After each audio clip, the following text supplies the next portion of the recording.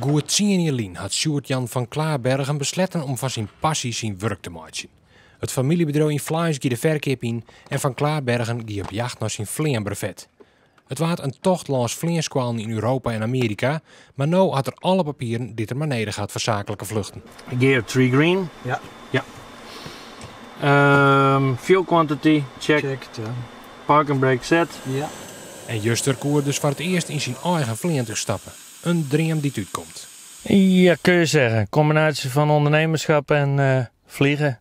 En dat is als hobby begonnen in 2000 op Drachten Airport. Wat het opmerkelijke is, je komt eigenlijk uit de vleeswereld. Dat klopt. Ik was de derde generatie van het bedrijf. En op een gegeven moment, daar is heel veel veranderd in die sector. En toen was dit toch de beste beslissing om te nemen.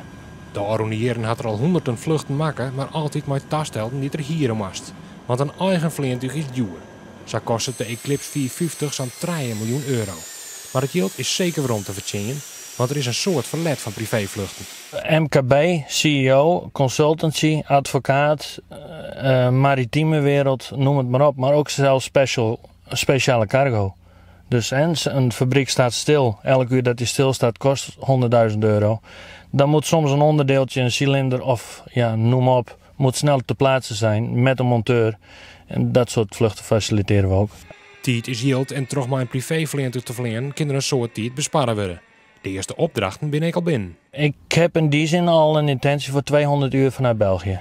Dat is al een behoorlijk goed begin, denk ik. Dat is ook break-even, ja. Dus je begint met crack en dan break-even.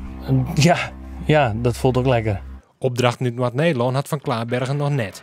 Maar hij had er alle betrouwen in dat ik Frieske, Grenslander en Drinske ondernemers maar kwatten graag in zijn nagelnaaie vliegtuig stappen.